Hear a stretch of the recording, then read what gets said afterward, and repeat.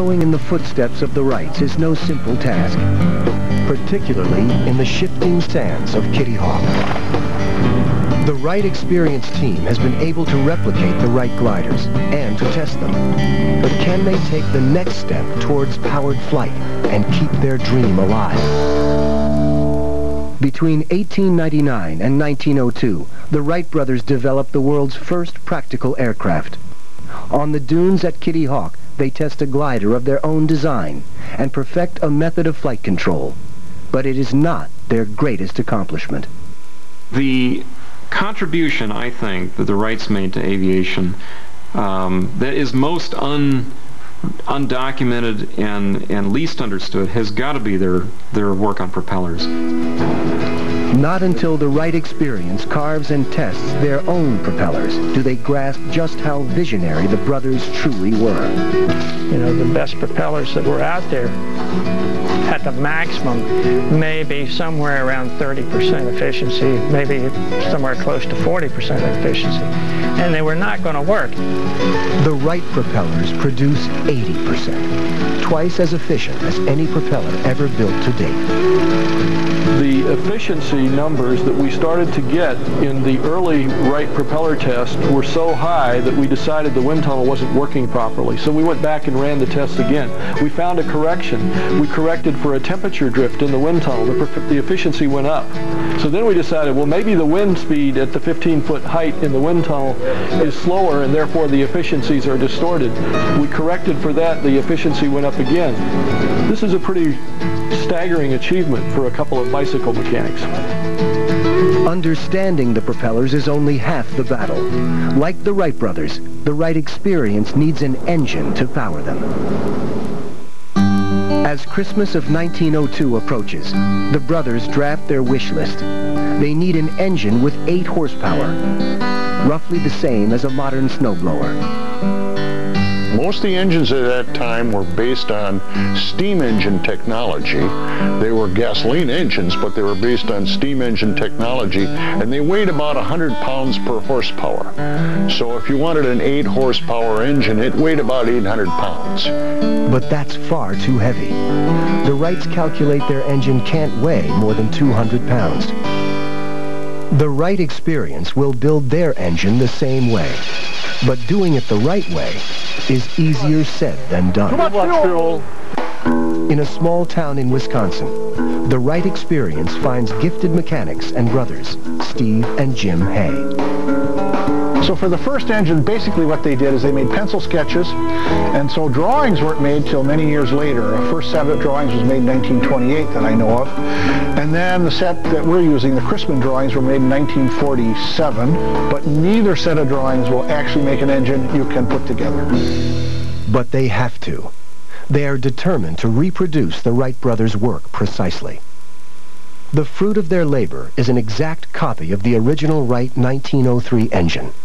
It is revolutionary for its time, with no carburetor, spark plugs, or fuel pump. Gasoline flows into it by gravity, and the spark comes from dry batteries. To test it, they take it to Ford Motor Company in Dearborn, Michigan. It continues the century-long collaboration that Henry Ford himself began with the Wrights, pioneers of the industrial age, working together. Are we ready? We're looking to see if the engine got enough power to fly the airplane. Henry Ford, Orville and Wilbur Wright. These were men of innovation. These were people who thought outside the box. And most importantly, I think they were willing to take risks. They estimate that the Wrights flew with roughly 16 horsepower. To have any chance of success, their engine will have to live up to its predecessor. Okay. 15.7. Wow. The results are conclusive. Their engine is a success. With their power problems behind them, the Wrights spend the spring of 1903 building a new flyer. The plane takes shape in their workshop and, in essence, is a scaled-up version of the 1902 glider. The brothers' new machine combines all of their discoveries. Aerodynamic wings for lift, movable surfaces for flight control, and on sleek, efficient propellers driven by their featherweight engine. The plane is ready to fly. December 17th, 1903, dawns cloudy and frozen at Kitty Hawk. The night before, a northeast storm had blew into the Outer Banks. The temperature dropped, and the wind was howling off the Atlantic Ocean, about 27, probably gusting at 30 miles per hour. The Wright brothers are ready to make history. Orville climbs into the cradle and tests the controls. At 10:35 a.m., he releases the line holding the flyer. It wobbles ahead into a 27-mile-per-hour wind. Wilbur runs alongside to steady it. 2/3 down the track, Orville feels the plane lift and yanks the controls. 120 feet later, not half the length of a football field, Orville lands in a new era.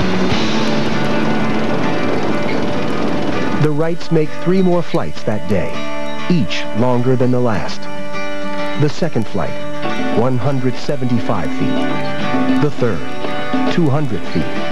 At noon, Wilbur pilots the flyer for 59 seconds, covering 852 feet.